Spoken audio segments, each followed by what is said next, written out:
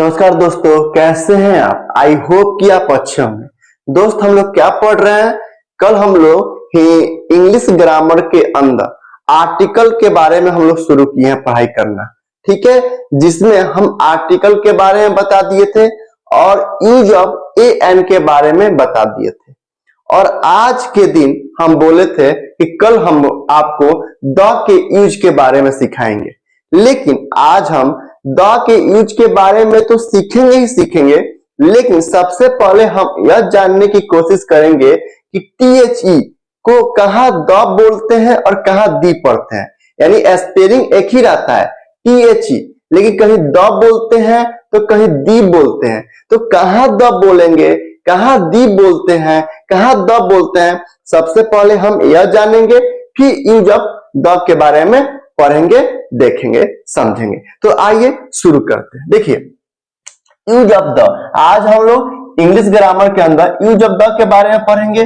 और द क्या होता है? द एक डेफिनिट आर्टिकल होता है, मतलब ये जहां पे यूज होता है ना, उससे निश्चितता यानी निश्चितता का बोध कराता है। जैसे हम कह दे कि लड़का खेल रहा है, तो द बॉय इज प्लेइंग, मतलब एक निश्चित लड़का खेल रहा है। मतलब जहां ए एन के यूज करते हैं, ए एन और द को आर्टिकल कहते हैं, हम बताए थे ए एन द को आर्टिकल्स कहते हैं, लेकिन ए एन को इनडेफिनिट आर्टिकल्स तथा द को डेफिनिट आर्टिकल्स कहते हैं। मतलब जहां ए एन का यूज होता है ना, उससे अनिश्चितता का बोध होता है, लेकिन जहां द के यूज करते हैं ना, मतलब द कहिए या दी कहिए, अभी हम क्लियर कर देंगे कहां द बोलेंगे कहां दी बोलेंगे, लेकिन जहां द या दी का यूज होता है ना, उससे निश्चितता का बोध होता है। तो आइए देखते हैं यूज ऑफ द के बारे में। लेकिन सबसे पहले यह देख लें कि कहां द बोलेंगे, मतलब THE को स्पेलिंग सेम रहता है THE, लेकिन कहीं द पढ़ते हैं तो कहीं दी पढ़ते हैं। तो पहले यह जान लेते हैं कहां द पढ़ेंगे कहां दी पढ़ेंगे। चलिए इसको मिटा देते हैं। यहां लिखा है कि THE यानी द, THE के यूज के बारे में जानने से पहले, यानी प्रयोग में लाने से पहले उसके उच्चारण के बारे में जानना जरूरी है। यदि कॉन्सोनेंट, भाई 26 लेटर होता है ना इंग्लिश में, A to Z कितना होता है? 26 लेटर होता है। उसमें से 5 जो होता है ना, 5 कौन कौन से? A, E, I, O और E, ये 5 जो होता है ना वॉवेल होता है, वॉवेल लेटर्स होता है ना। बाकी 21, 26 में से 5 निकाल दीजिए, बाकी 21 जो बच गए M, N, P, Q, S, S ऐसे करके 21 जो होता है वो कॉन्सोनेंट होता है। ठीक है, इतना तो आपको पता ही होगा, बचपन में हम लोग पढ़ाई किए इसके बारे में, है कि नहीं? ठीक है, तो यदि कॉन्सोनेंट यानी व्यंजन ध्वनि, व्यंजन वर्ड, व्यंजन लेटर, यदि कॉन्सोनेंट से शुरू होने वाले शब्दों के पहले, वर्ड के पहले THE आता है तो उसे द कहा जाता है। मतलब यदि कॉन्सोनेंट लेटर से, कॉन्सोनेंट वर्ड से कोई शब्द बना है, ठीक है, और उसका पहला कोई वर्ड बना है और उसका पहला लेटर यदि कॉन्सोनेंट लेटर है और उसके पहले THE आता है तो उसे द कहा जाता है, द बोलेंगे। किंतु वॉवेल, वही AEIOE, वॉवेल से शुरू होने वाले शब्दों के पहले, मतलब यदि कोई शब्द वॉवेल से शुरू हो, वॉवेल लेटर से शुरू हो और उसके पहले THE आता है तो उसे, उस THE को दी पढ़ेंगे या दी कहा जाता है। जैसे यहाँ पे बॉय है, बॉय है, यहाँ पे बॉय लिखे है ना, बॉय, तो बॉय एक वर्ड है ना, तो बॉय का पहला लेटर कौन सा है? बी है, और बी कौन सा है? कॉन्सोनेंट लेटर है। तो अगर कॉन्सोनेंट के पहले THE आता है तो इसे क्या पढ़ेंगे? द पढ़ेंगे। जैसे लड़का खेल रहा है तो द बॉय इज प्लेइंग, ठीक है। उसी तरह जैसे गर्ल है, तो गर्ल एक वर्ड है ना, और गर्ल का पहला लेटर कौन सा? G है, और G कौन सा लेटर है? कौन सा लेटर है? कॉन्सोनेंट लेटर है। तो अगर कॉन्सोनेंट लेटर से शुरू होने वाले शब्द के पहले THE आता है तो उस THE को क्या पढ़ेंगे? द बोलेंगे। तो यहाँ क्या बोलेंगे? द गर्ल, यानी देखिए जैसे वाक्य बनाइए, लड़की गाना गा रही है तो द गर्ल इज सिंगिंग, ठीक है। लेकिन वॉवेल शब्द से, वॉवेल वर्ड से कोई शब्द शुरू हो और उसके पहले THE आता है तो उसे क्या पढ़ेंगे? दी पढ़ेंगे। जैसे दी, जैसे यहाँ पे देखिए एप्पल है, एप्पल, एप्पल एक वर्ड है, इसका मतलब होता है सेब, हिंदी में होता है ना बाबू।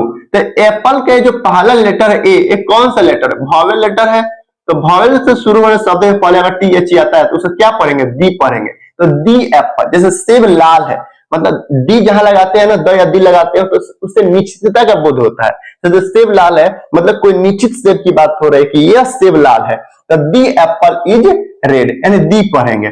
उसी तरह देखिए एलिफेंट, ELEPHANT, एलिफेंट क्या है? एक वर्ड है जिसका हिंदी में अर्थ होता है हाथी, होता है ना। तो एलिफेंट वर्ड के पहला लेटर क्या है? ई है। और ई कौन सा लेटर है? वॉवेल लेटर होता है ना, वॉवेल होता है, बताया था 5 होता है, A E I O E, याद कर लीजिएगा 5 होता है। तो ई जो है वॉवेल लेटर है, और वॉवेल लेटर से शुरू होने वाले शब्द के पहले अगर THE आता है तो उस THE को क्या पढ़ेंगे?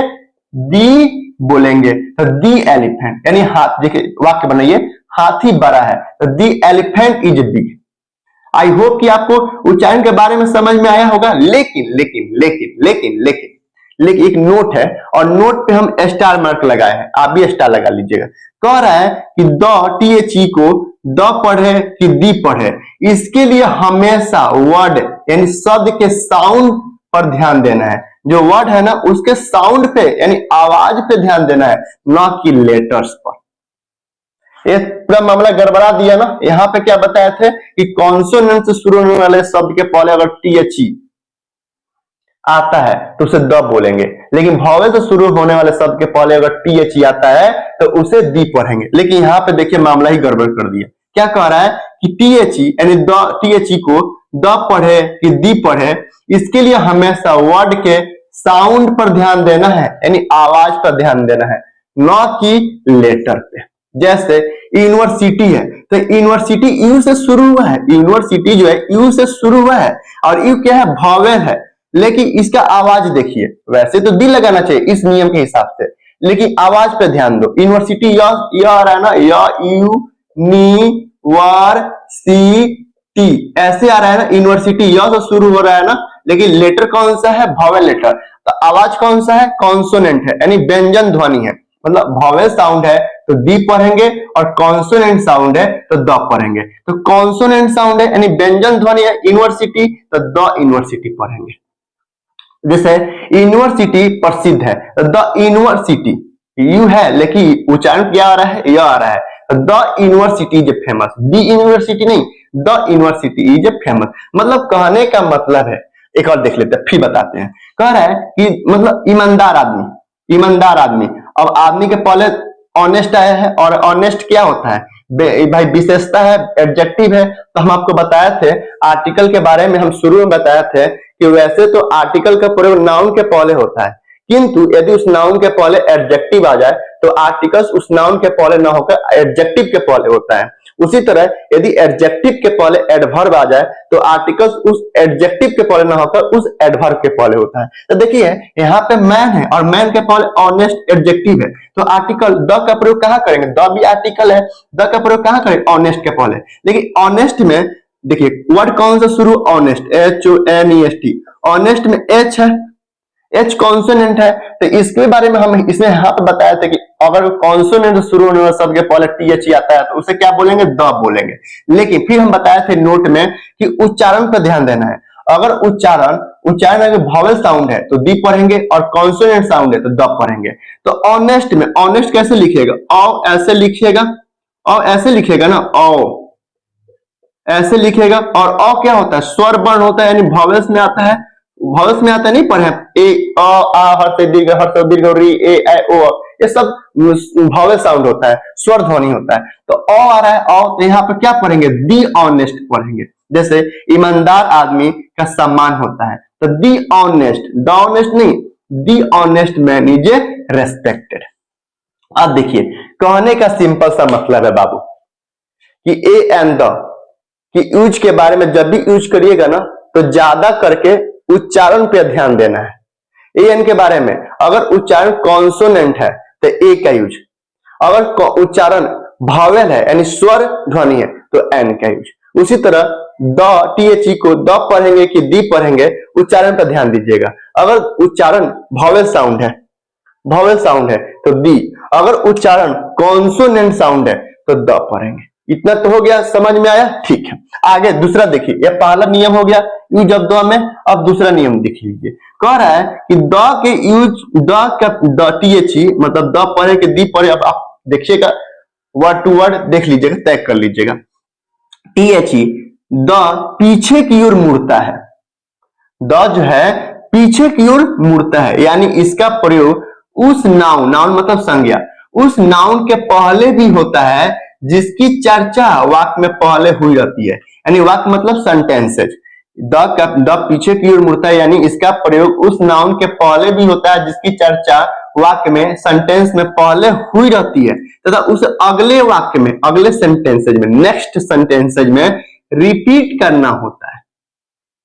ठीक है, जैसे आई हैव पेन, मेरे पास कलम है, तो I have a pen, pen क्या है? ए नाउन है। अगर इस नाउन के बारे में, अगर इस पेन के बारे में दोबारा चर्चा करना हो तो उसके पहले द के यूज करेंगे। वही तो कर रहे हैं, द पीछे की ओर मुड़ता है, यानी इसका प्रयोग उस नाउन के पहले भी होता है जिसकी चर्चा वाक्य में पहले हुई रहती है, तो अगले वाक्य में रिपीट करना होता है। अब कहे कि कलम लाल है, मतलब वही पेन के बारे में अगर हम बता रहे हैं कि वही पेन लाल है, तो द पेन इज रेड। ठीक है, दूसरा देखिए, जैसे वह, उसने एक किताब खरीदी, तो सी बॉट ए बुक। अब कह रहे हैं वह किताब बहुत रोचक है, अब उसी किताब के बारे में बता रहे हैं तो हम द का यूज करेंगे, यानी the book is very interesting. अब ब आ रहा है ना, अब द पढ़ेंगे कहां, यहां द बोलेंगे कि दी, द बोलेंगे, क्यों? क्योंकि बुक लिखेगा तो बुक कैसे लिखेगा? ऐसे लिखेगा, और बुक ब से शुरू हो रहा है, ब कौन सा है? व्यंजन ध्वनि है, तो साउंड क्या आ रहा है? ब आ रहा है ना, तो द बोलेंगे। ठीक है, इसको आगे देखिए, कह रहे हैं कक्षा में एक लड़का है, तो there is a boy in the class, मतलब कक्षा में एक लड़का है, there is a boy in the class.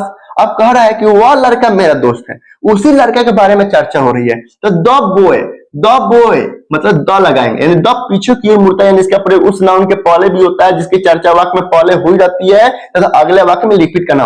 अगले वाक्य में रिपीट तो कर रहे हैं, उस लड़के के बारे में तो बता रहे हैं, तो द लगाएंगे, the boy is my friend. ठीक है, देखिए अगला सेंटेंस, कह रहे मैंने बाजार में एक लड़की देखा, तो I saw a girl in market, मैंने बाजार में एक लड़की देखा है, क्या होगा? I saw a girl in market. कह रहा वह लड़की बहुत सुंदर थी, फिर उसी लड़की के बारे में चर्चा हो रहा है ना, तो द लगाएंगे, तो द गर्ल। अब गर्ल में गर्ल कैसे लिखेगा? ऐसे लिखेगा ना, व्यंजन ध्वनि आ रहा है तो द पढ़ेंगे ना, तो the girl was very beautiful, वह लड़की बहुत सुंदर है, यानी उसी लड़की के बारे में चर्चा हो रहा है। कहने का सिंपल मतलब है कि हमेशा यूज ऑफ ए, जब भी आर्टिकल के यूज करिएगा ना, ज्यादा करके साउंड पे ध्यान देना है, ना कि लेटर्स पे।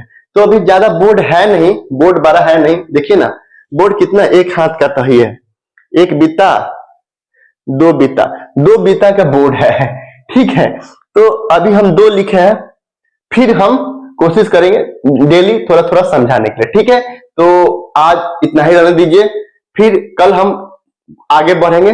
ठीक है, ठीक है, इसको बढ़िया से एक बार बुक में नोट कर लीजिएगा और एक दो बार पढ़ लीजिएगा। ठीक है, समझने की कोशिश करिएगा, घर पर प्रयास कीजिएगा। ठीक है, चलिए नमस्ते, फिर कल मिलते हैं, बाय।